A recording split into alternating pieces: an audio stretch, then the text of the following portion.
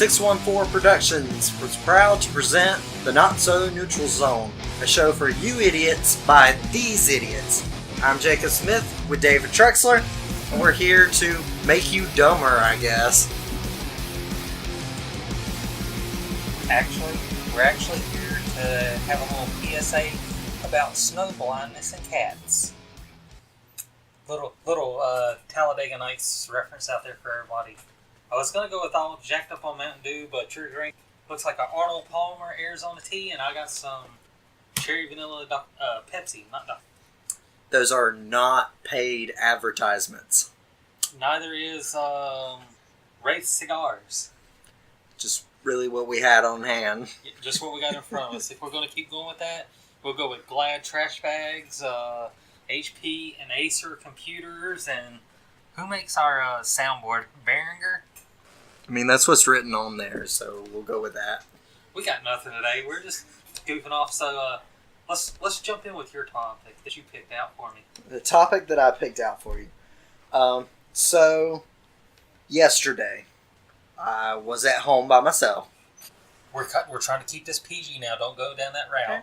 Keep it PG. I won't say what I was or was not wearing, but one of my guilty pleasures was on Jeopardy, because Alex Trebek, he really gets me, Anyway, they had a category called Talking More Football.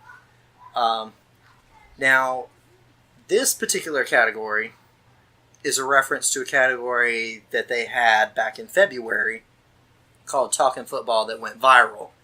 David, in case you don't remember it, that's the one that none of the contestants even guessed at. They're supposed to be smart, but they didn't know everything. They didn't know everything.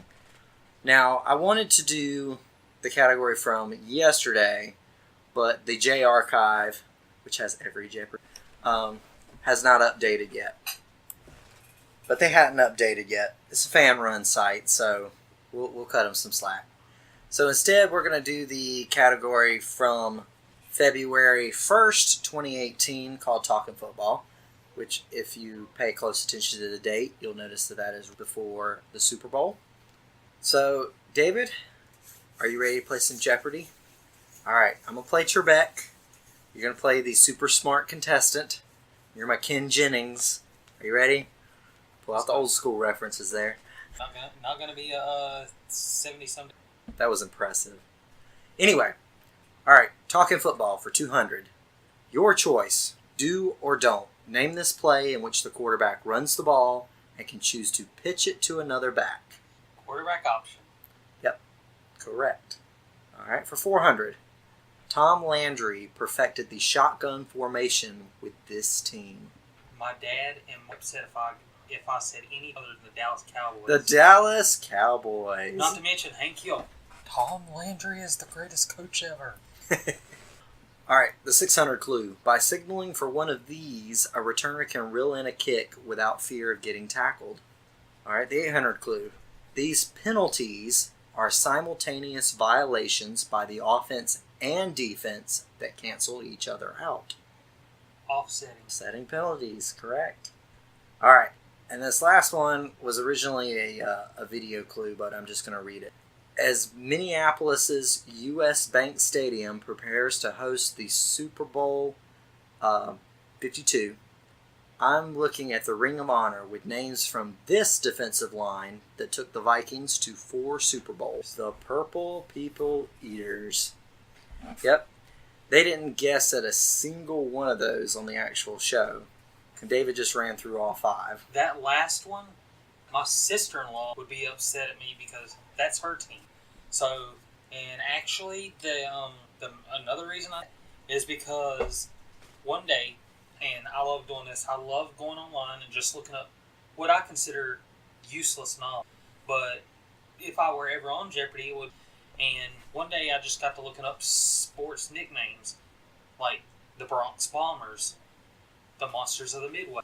Not a lot of people know who this is, but you Lights Out, Sean Merritt, LT, the original LT, the original LT, Broadway Joe, Mean Joe. That's a shout out to Deanna. But on another side note, since we are talking, a quarterback in the NFC South is facing a 4-game suspension for violating the personal conduct policy, by the way. Yeah, I heard about that. That's going to be... That's... Alright, here's a little rant. Tampa is a team that always seems to have pieces, but can never put together the whole puzzle. They seem one year to be missing this, and they add it in an off-season. And the next year they're missing something else, and they add it in the off-season. And the next season they're missing something else. It just would be frustrating for me if I was a Tampa fan, which I'm not. But it just seems like they can't get it together. Now this, this suspension, from what I hear, is not necessarily for the act, which I'm not real clear on the details, but the fact that he did not report it to the proper NFL channels about this particular incident. And just so everybody's clear, this is not against the one rule we had about discussing players. We just covered the basic. He's facing a suspension, but neither one of us are sure why. So, and actually, another interesting thing, what I said before, is that Baker Mayfield has actually come with backing up Tyrod Taylor so he can get some experience thrust out there, which is something that being able to say, I want to learn from this guy before you put me out there, because Manziel was handed the reins, was doing good. I think it's in his best interest anyway to sit behind it. This Cleveland squad is not exactly, it's got pieces, but they haven't had time to work together. And I think if you throw him out there, you're throwing him to the wolves. Now, what happens if it's week 5 or 6 and the Browns still don't have a win? What happens? Does Hugh throw him out there, potentially ruining his career, to try to save his own job? They have the weapons on offense to exploit Pittsburgh, Baltimore, Cincinnati defenses. I mean, they've got all these awesome players for the first time, and I don't know. They have a receiving. I wouldn't go as far as what one Cleveland Brown, who got a Cleveland Browns 2018-2019. Yeah, that happens every year. There's always a dumb fan that does it. I don't know if I would have done that for Glenn, but you know what? If that fan's right, he's a legend. If he's not right, he'll be forgotten by time. And another little, Terrell Owens, always the polarizing guy, he has elected from the first Hall of Fame, living Hall of Fame, to not attend. And also, Julio Jones looked at negatively out with the Falcons, began with T.O., and was actually a 40-yard dash of 4-something seconds, I believe, which, for a guy his age, it's impressive to still be in action. It's impressive that he still has the speed. Obviously, the reason that he's not still playing is probably his fragility at this point. When you get that age, it gets harder and harder to recover. But I wouldn't mind having him like on the flag football team. He'd probably dominate. And another interesting thing I saw this week, I believe, for the first time in his career, you'll never guess who's actually mentioned the word retirement. Tom Brady had actually said, not because of the way the events played out in the Super Bowl, but after the Falcons, they beat the Falcons, and he started contemplating it. But this year, this offseason, he says it's become more of a reality, not because he doesn't think he's a life-altering injury, but it's got something to do not what me and when they associate Tom, and that's he wants to spend more time with his kids, which is understandable.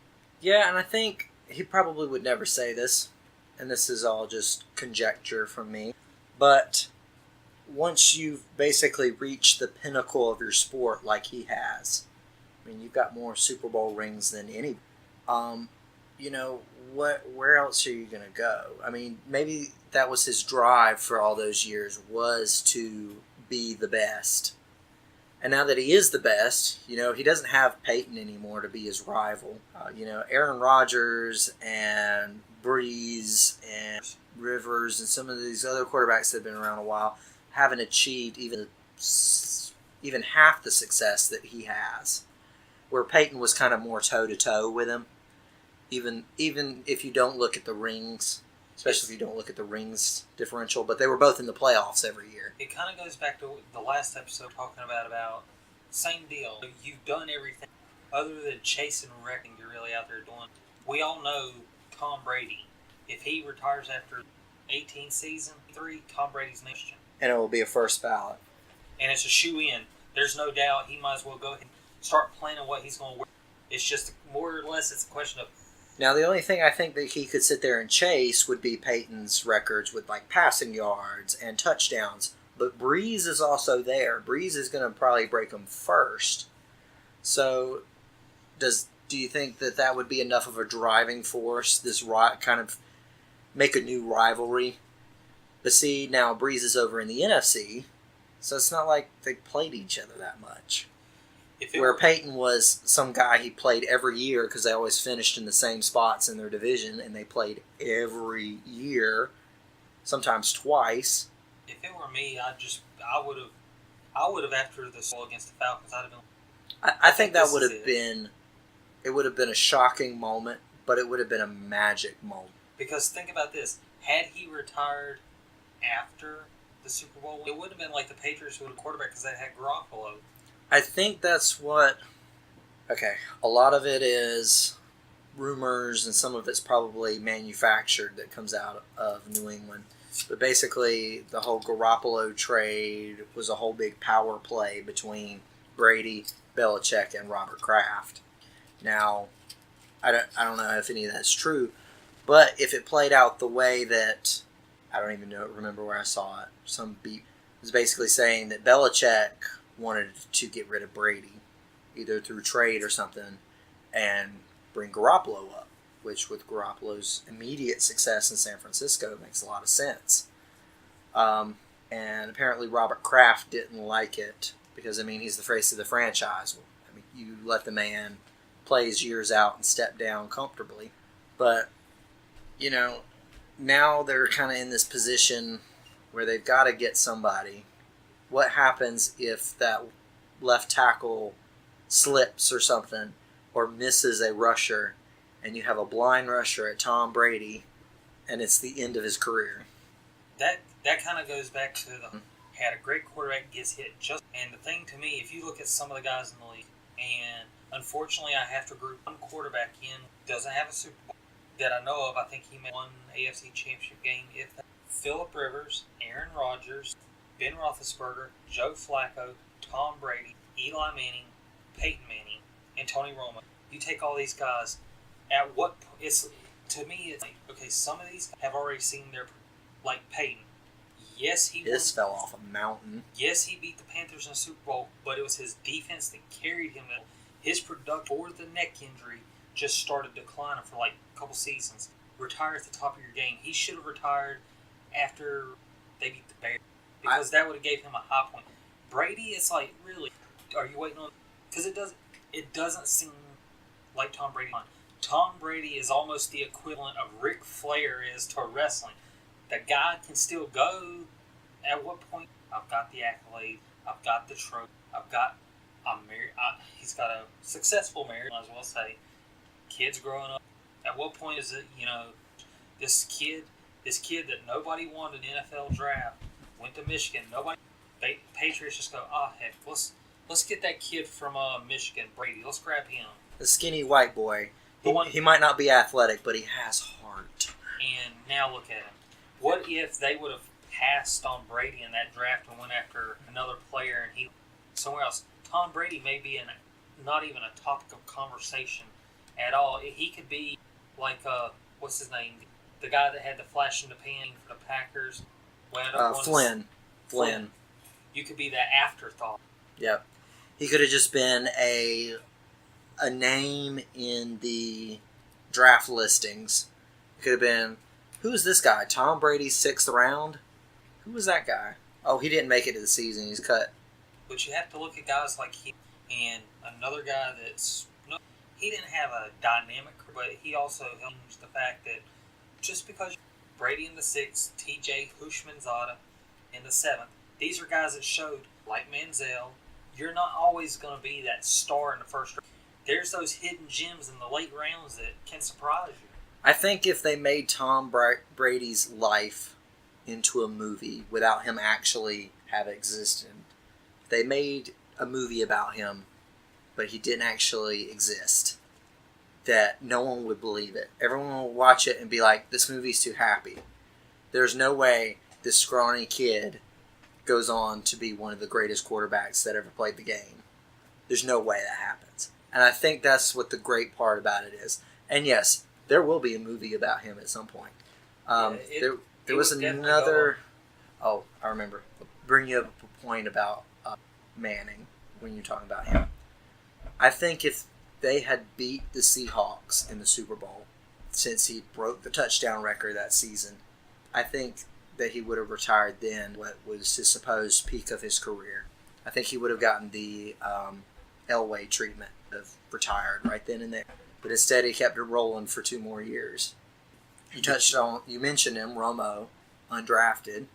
He kind of was like Rivers. Yes, he was never, one of the top quarterbacks out there, but for what he did from being undrafted is pretty impressive.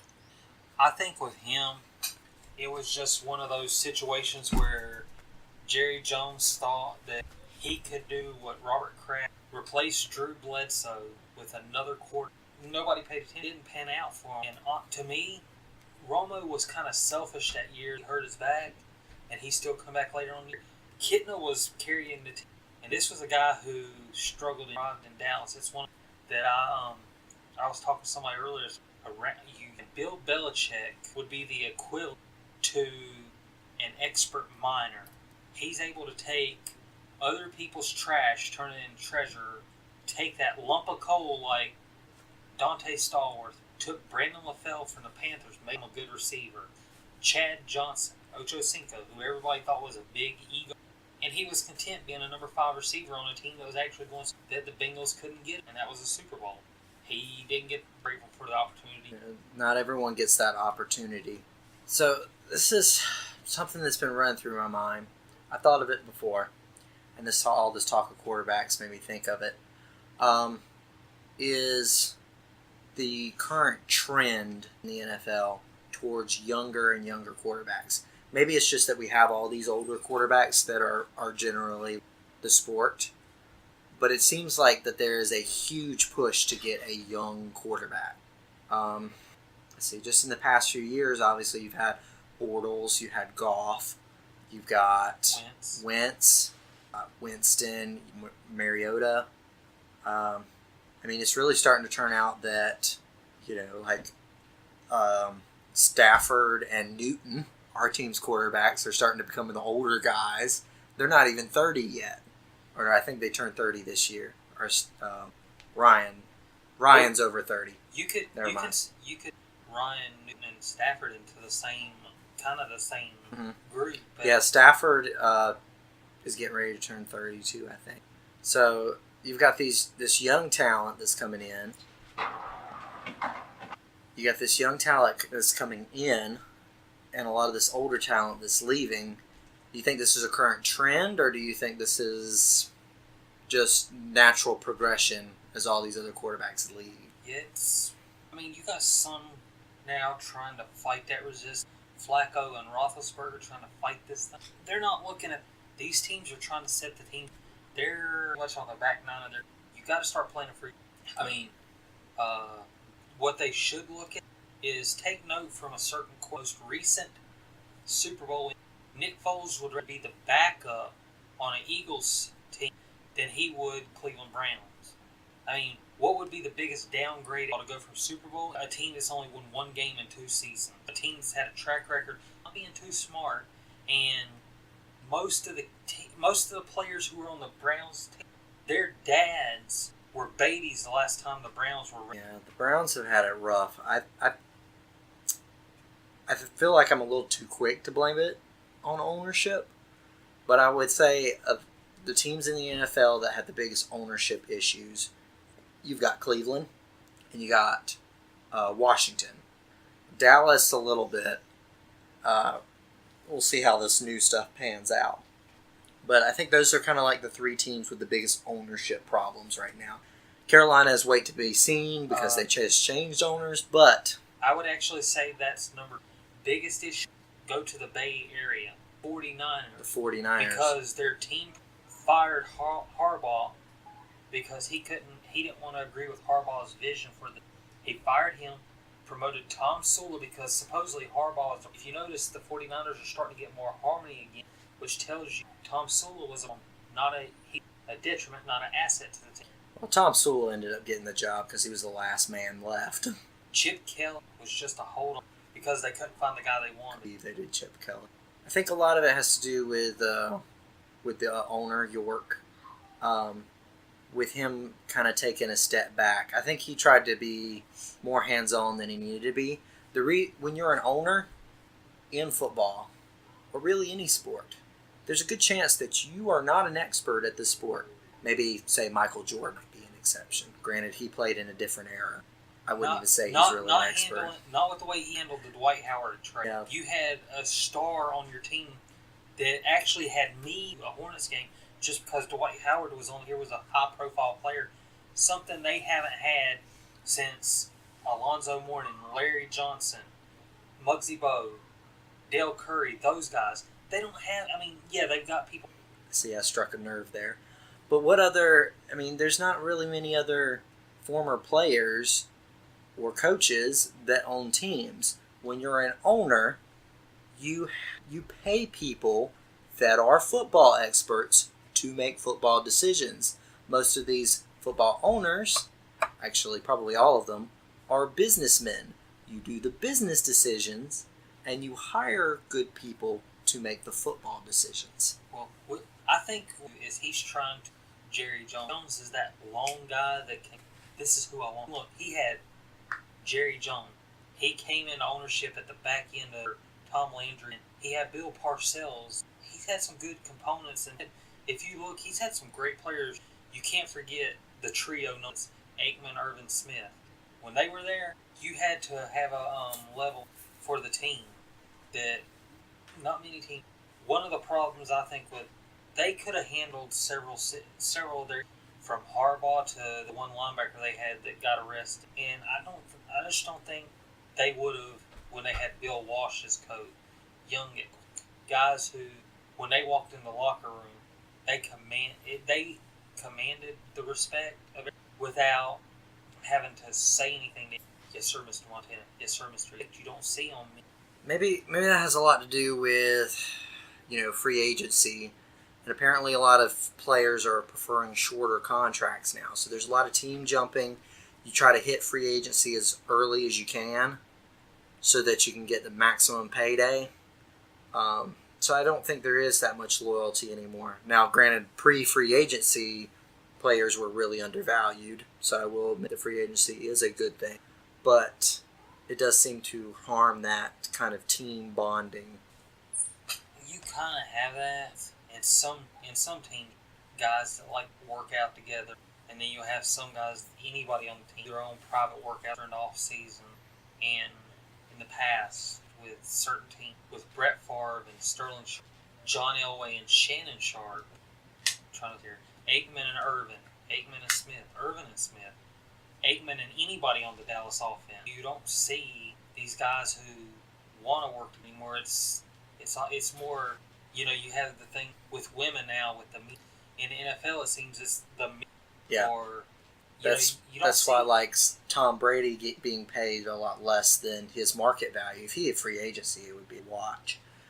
But being paid so much below his market value because he wants to be the best is such a big deal. And to me, that's the other. A lot of these teams, they don't like some of the G. That's why the Patriots are as successful as. Bill Belichick knows how to talk his players into, hey, maybe you take a little bit. It's kind of the reason they lost Hammond because he kept taking pay cut for them to keep guys, and they let that guy go. And he's like, why am I taking pay cuts if you're going to use that money to give somebody else? Yeah, and I think a good thing, the thing about the Patriots is when you have such consistent success, you can say, here's our offer. I know it's lower than their offer, but do you want to play for a championship? Do you want to have a shot at that? Then take this and come here. It goes back to Chad Johnson again. Chad Johnson was a guy who everybody said was egotistical. He only cared about himself. Yet, the year his least productive for his stats. Looked at him on social media. He was having a blast. He loved the atmosphere, understood it at the way he acted that year. He loved what was going on. Another thing is, you kind of can tell which loved the game because now they're either a broadcaster, an analyst, or they're an executive with coach. Kind of like Brian Dawkins, one of my favorite safeties of all, is an executive with him. And he had respect. And you know you have respect in the locker room whenever you walk in the locker room and everybody's like Big Daddy. His nickname, the General. You'll hear some.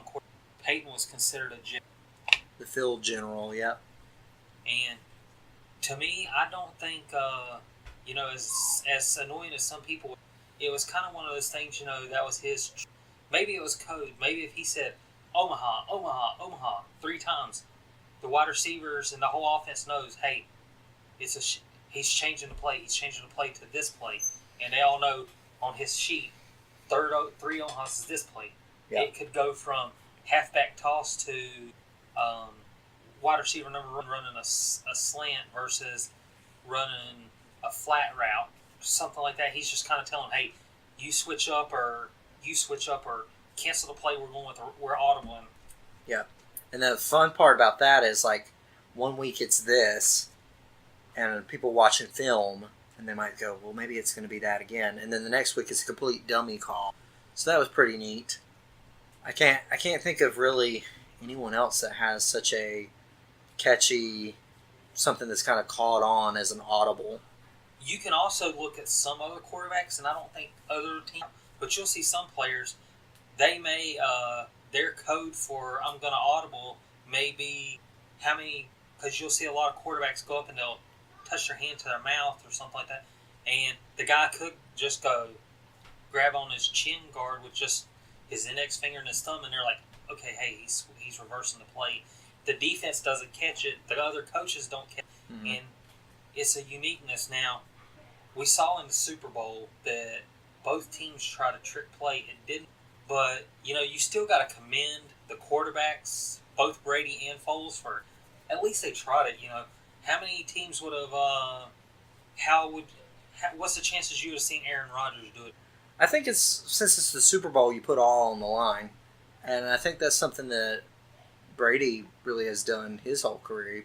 He's put it all on the line. This is it. That would have been the one. That would have been the one touchdown stat that Brady doesn't have on his record, was a catching a pass as a receiver. And when it slipped out of his hands, at first I was like, that was funny. He dropped it, but it's like at the same time it would have been so incredible. How would that have changed the dynamic? You could tell from the last 2 Super Bowls, the Eagles they were like the Giants. They had his number where the Falcons couldn't do it, besides the Falcons. Seahawks. 1 yard interception, Malcolm Butler, goal line. Well, we're not going to call that a New England win. We're going to call that Pete Carroll screw up.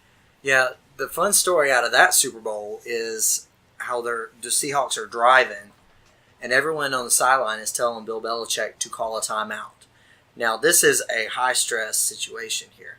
Now, let's say that he caves in and calls a timeout, and the Seahawks score, and New England fails to answer. Now, that probably wouldn't have been thought about at all, but he didn't call a timeout. Now, imagine if they had scored anyway. Him not calling a timeout and leaving so little time on that clock would have got him crucified. So, I'm not going to say that the man is always right. Well, he took the wind in overtime once and lost. But just to make that call, just to feel it, is pretty impressive. I'm at the moment now. I'm trying to... Well, I've got something interesting. It goes back to a previous top, something we were just talking about 20 minutes ago, about quarterback ages. So there were 58 quarterbacks that attempted at least 20 passes this past season, with the youngest being DeShone Kizer. He's 21. And the oldest being Tom Brady, 40. So if we go through some of the older ones, you've got Brady and you've got Breeze. Brady's at 40, Breeze is 38. Josh McCown, Carson Palmer, retired now. Where's... I honestly don't know. I don't think he retired. Where did he end up going? You is keep he still... You with your stats and I'll look him up. All right. Philip Rivers, 36. Eli Manning, 36. Ben Roethlisberger, 35. Out of everyone on that list, I think he's the most fragile on the top 7. Ryan Fitzpatrick, Matt Castle, and then Jay Cutler. Jay Cutler's only 34. He's the same age as Aaron Rodgers. Okay, here's your stat. 38 years. McCown is currently with the Jets. Okay, so he's still there. So, I mean, you've got Jay Cutler was basically run out of Chicago and retired, and then they pulled me back in for Miami. His wife's not going. You got Aaron Rodgers, who's 34, but remember, he's set for 3 years behind Brett Favre. So, that's...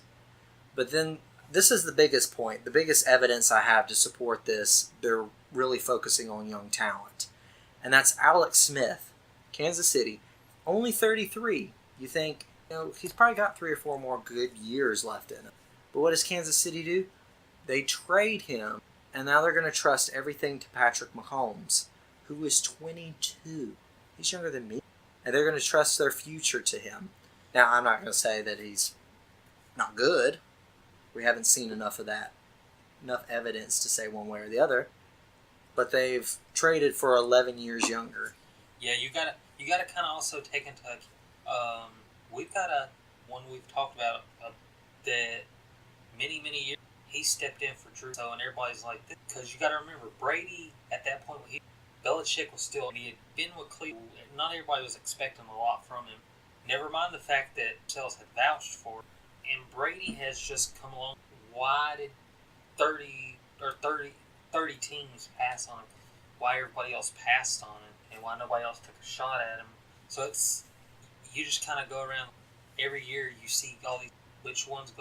Who could potentially be the next Tom Brady? Which one could be the next Peyton Manning? Who could be the next? Who's going to be that guy to step up? I think this focus on getting young guys now is getting young guys and putting them out there day one. I think it's really harming the development of some of these guys. Because look at it this way. Rodgers, when he comes in the league, he is not ready to start from the get-go. Even he said so. Sure, Brett Favre was not a teacher to him, but he got to observe what being a starting quarterback in the NFL was like. He got to help fix his mechanics. And now look at him. He's arguably the most talented quarterback in the league. You can't, and you could also apply that not just to football. You could apply that to, obviously the most common one is racing. You're not going to have a guy. That's another sport that is focused very hard on young talent now. If you look now, you spent other racing series. He spent, I think, 2 that progression where you got, like we say, you've got that one guy who, just a couple reasons through the series, a superstar like Kyle Busch. Or you have that hidden. Yeah. That we'll deal with Danica Pat. Had they let one guy I think of, he wasn't a Cup champion, but he kind of moved up when in championship and Xfinity. And at the same time, we always reference that the team for that, the 48 team. He was a guy that nobody really looked at, and kind of like when the Patriots drafted, Rick Hendricks said Jimmy Johnson driving the low. Looking back, I did not expect him to be a champion, much less a 7-time. Phenomenal when you talk about it. You kind of, again, it goes back to last week. Who is your greatest of all time? Jimmy Johnson is making that case of being one ever in NASCAR. And you kind of have to evaluate. And a lot of people will try to say, well, let's compare him. Richard Petty was racing when they raced like 50. Mm-hmm. They would race on Wednesday, race on Saturday, race. So you kind of, again, you got to go with that era stats. Like, to me, I still feel like in football, Dan Marino should be considered one of the top 5 greatest. It was kind of like, can't think of a guy in football that done it. You look at it and say, he had the career. He may not have had them if you take the chance. I think every sport is focused on getting immediate success now. Every sport is getting it a little bit. You got like baseball where they have this whole minor league system already in place. So, when you get drafted into Major League Baseball, you are, you know you're headed to a minor league team first, and then you develop your way up. And then you've got like, what is it, the D League with the NBA. Some people don't go there, but they've got a D League. Mhm. Now, speaking of NBA, I'm gonna keep talking about him until he gets his butt in a chair right here across from me, beside you, to talk about this. I'm gonna talk about him and basketball, but Jordan needs to get here. So here's an interesting thing: have you heard the latest thing in the NBA called? I have not. Okay, you know his son Lakers. Yeah, Lonzo on the Lakers. Well, LiAngelo was in the draft, didn't get drafted. They said it was because of the LeVar Ball effect, because teams don't LeVar, and it's a detriment to his son, because he's blaming the Lakers doctors for not handling his son's injury. I think if he would take a look at one guy in the NFL, Cam Newton, and how his dad took a step back from his career to let Cam play football and him just be a dad instead of trying to push his son, that's the problem. You can't, like Dell Curry. Dell Curry's took a step back and doesn't push Steph or Stephen's brother. I can't remember his name. I want to say it's Seth. You know what? I think you're right. But he's not pushing Stephen. He's not, and you know, that's another thing. You always, and that's in some sport, puts pressure on you. Yeah. Like, some of the best examples, again, I have to switch gears and go, instead of football or basketball or anything, switch to racing and look at Dale Earnhardt Jr. and Kyle Petty. Yeah, they both raced in separate eras, but if you look at it, those two guys, if you think about it, had the most pressure of any race car driver. Actually, I take that back. There's another, Marco Andretti. Think about it. Petty, Earnhardt, Andretti. When you think racing, that's usually three names, and you kind of put those three guys as three of the Mount Rushmore in racing, because how hard is it to know that your grandpas were great racers, your dads are both 7-time champs, one has 200, you got a lot of pressure, and then you look at, perfect example right now, Chase Elliott. Everybody keeps trying to say, when's he? Bill Elliott, his dad was not known as a dominant racer, but he still is the holder of the fastest lap for 2:12, which Bill was just, he was one of those guys that cheer on, kind of like Brett Favre. He was one of those southern country boys, never has a ill, I mean, you know, he had a couple wild races where he beat and banged with Dale Earnhardt, but they got along.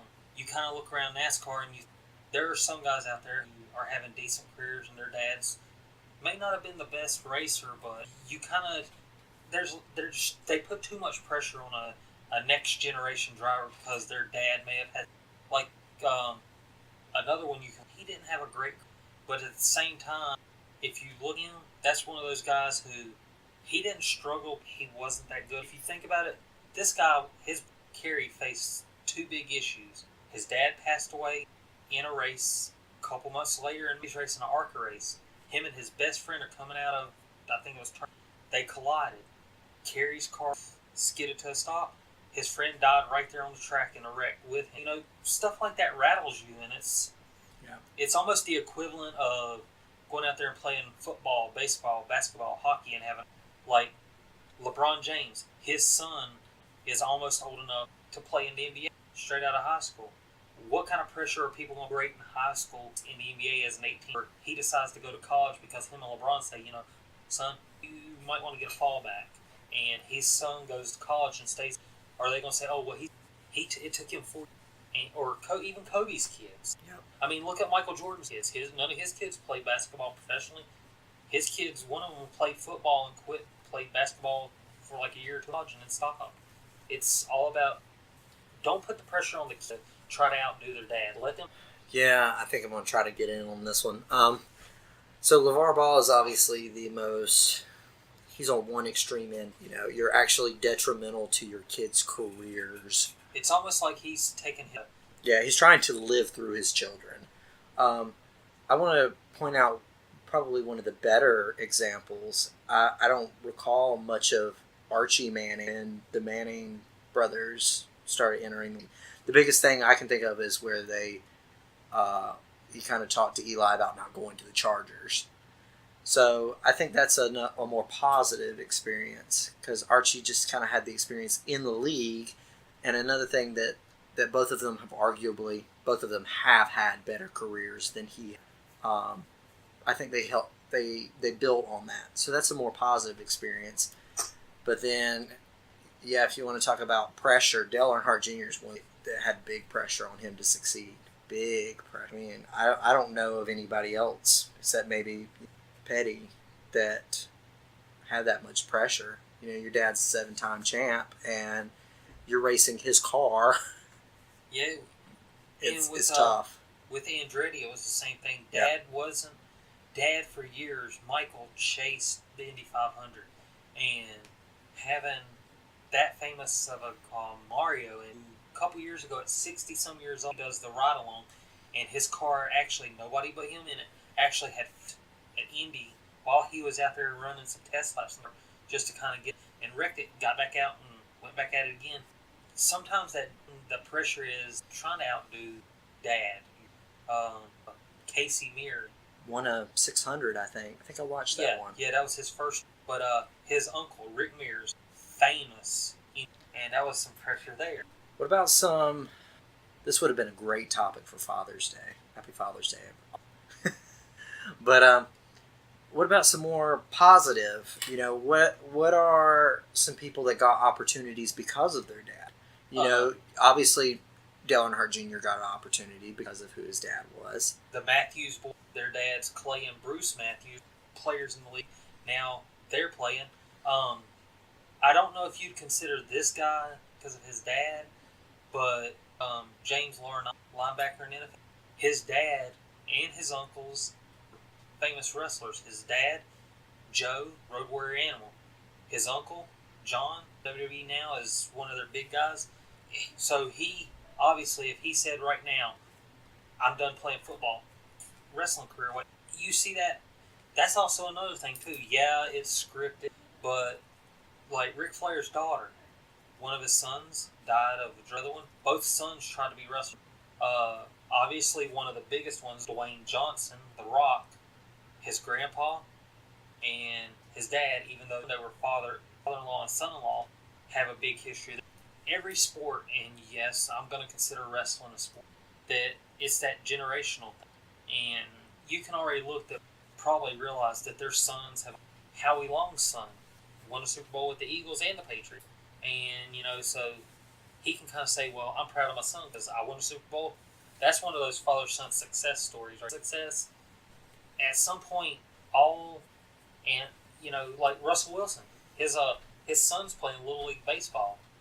And Russell, you know, is like, I'm not going to push him to play football like I do. I think that's the tough thing. And maybe you can share some insight on that. It seems like, particularly sports fathers, tend to kind of push their kids into the same field. Exceptionally, like Russell Wilson kind of saying that his son can do what he wants.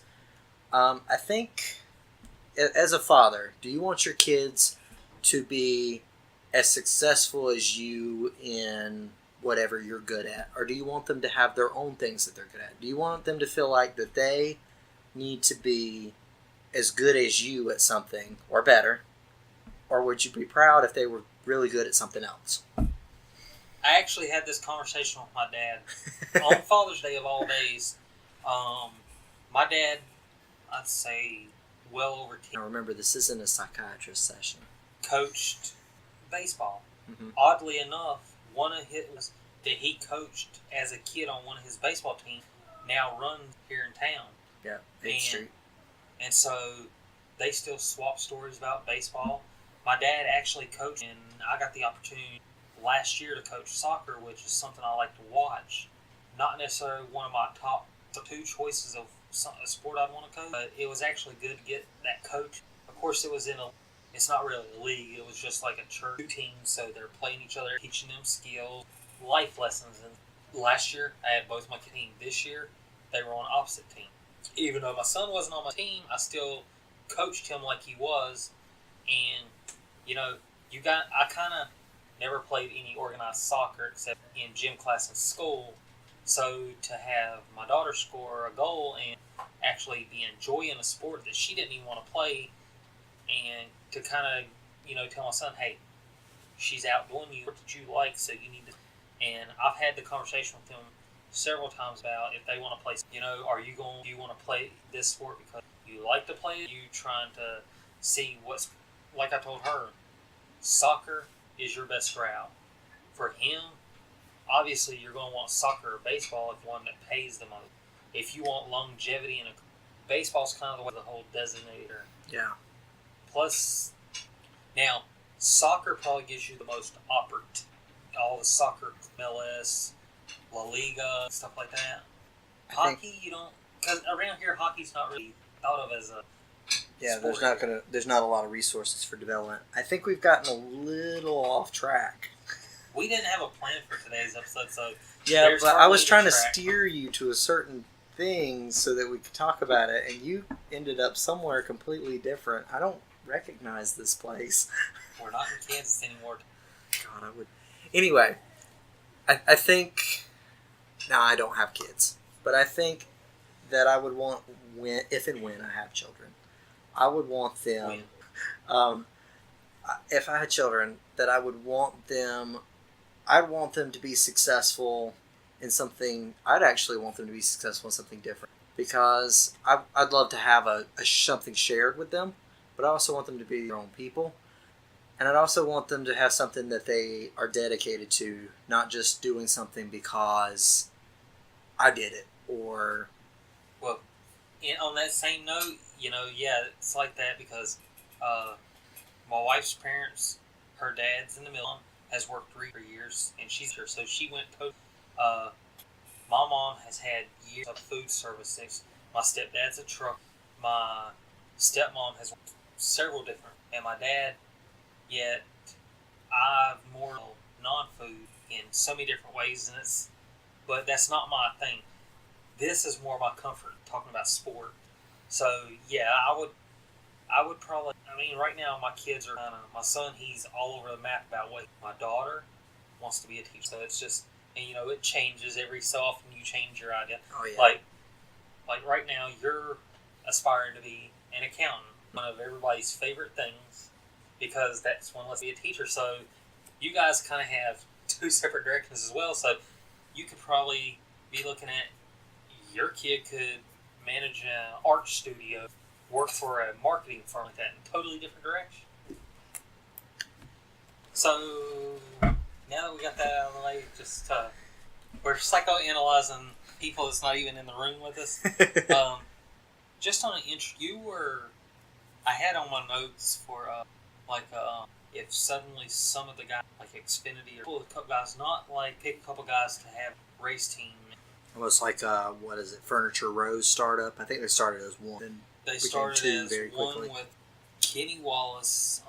They had Reagan Smith who got them there, and then they got Truex, and last year they had an open ride for them. So they affiliated with Car. Obviously, like Ryan B. Driver. It's kind of hard but I would kind of take somebody not an obvious Ty Dillon. I think he needs some more time. He had like immediate success in trucks and Xfinity. I think he just needs more time in Cup too. What we were talking about. That's another one. That's one we didn't bring up. Him and Austin, their dad. Now the grandpa was a big name guy, not a champ. But I gotta commend Ty because when somebody said something driving for his.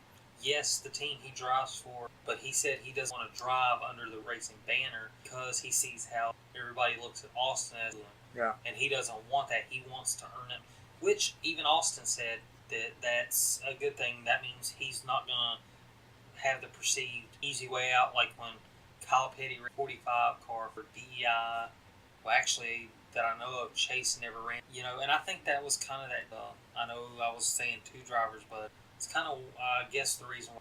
Not to mention the funny story that he wrote on a napkin, him and Rick, he was going to drive for Rick one, and it became... Certainly hope that's out there somewhere. That napkin is probably in the NASCAR hall, has it locked up at... Well, I think there was some inside business issues between Junior and Dale's widow. that led to his departure from DEI. Ultimate demise of the race team. So I think that a lot led to it. And then Hendrick had the resources that he probably felt. That was one of the perfect storms. Sid lost his son. I know we're already to an extent, so it was kind of like, Rick, the dad, the father figure after he lost his dad, and not like the son, the second chance. I think Dale's probably one of the biggest names that's benefited the most from it was around the sport. I think if he has any other last name besides Earnhardt, that he doesn't get a big of an opportunity as he did. Another guy who I disagree with, old Custer. His dad is a executive for and he got his job. And to an extent, one other guy who is John Hunter Nemechek. Now, this is a guy who has been around because his dad was always named after his uncle, who died in a... But he races first and could possibly be... You kind of sit there in any sport, say, well, because his dad wasn't multi-time. You're going to have... And you kind of want to look at when you have somebody says, this, and it's not his dad, and says, and to me, I don't think it kind of goes back to what we talked about last week. Michael, you can't compare. People almost compare them like everybody's always comparing. Let them stand on their by themselves. With like Steph Curry, it's his dad says having his own legacy. And I think that's honestly the better route. If your kid is better than, I think that ends up being the better route because you could be like, he built off my success and made his own successes on top of that. Whereas your kid stumbles and fails, you either gave too much or too little. Well, what I think is when they actually, you take, or like some parents, dad didn't have a successful, I have to build my, at the same time, kind of saying, that's where I was going. Go back to the Petties. He was a great racer. Richard, obviously, job stepping out of his dad's shadow. Kyle was struggling, and part of Kyle's issue, Kyle, whose son, Adam, was the legacy, dies in his brother, Austin, 43, Kyle was 44, Adam was 45, and Austin's number was destined to be 46. So after Adam died, it was kind of like Austin's desire to race was gone, because the eventual plan, I guess, was for the Petty sons. Yeah. It didn't happen. And it was just like Kyle, I'm just out here driving the car because it's Adam's car. And now he's at, that's, you kind of hate to see since Jeffrey doesn't have a cup ride, we're now seeing it's like it's almost struggling for that identity, legacy names. I think that has a lot to do with how much the sport has changed. It was a lot of family stuff. Now there's a lot of money in it. You've got people coming into it that have been racing their whole lives, basically. You've got these upstart people. You have people jumping ship from other racing sports to it. And so I think it's kind of diluted the kind of tight-knit community they had. How did we forget this? This whole show we've been talking about the parent and legacies, and it has slipped my mind to neglect two of the biggest names in racing. John Forsythe. Oh, yeah. Don was a good racer, but his son, 8-time champ. John, 16-time champ. His daughter, first top fuel champ. And also, I have to go back to this because this is the 10-year end of the death of Scott Coletta, whose dad, Connie, came in racing. Scott was a champion.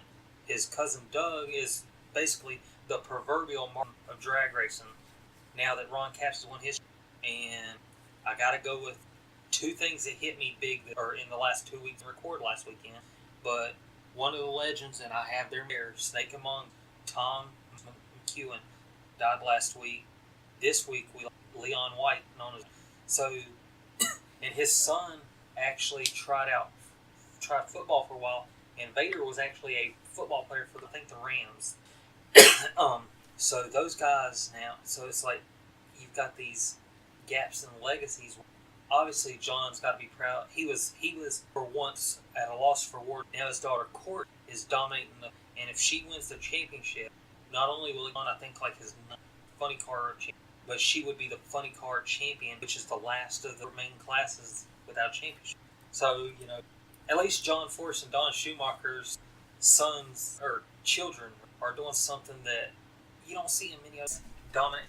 Well, you take the Long. Is it Chris Long for those? Yes, Chris Long. one of those kids that's actually outshining his dad and his legacies, which to me I enjoy it because we get to see. And we're almost out of time, but I'm gonna mention Graham, whose dad Bobby Rahal, big time racer, but he's still trying to find the same success as.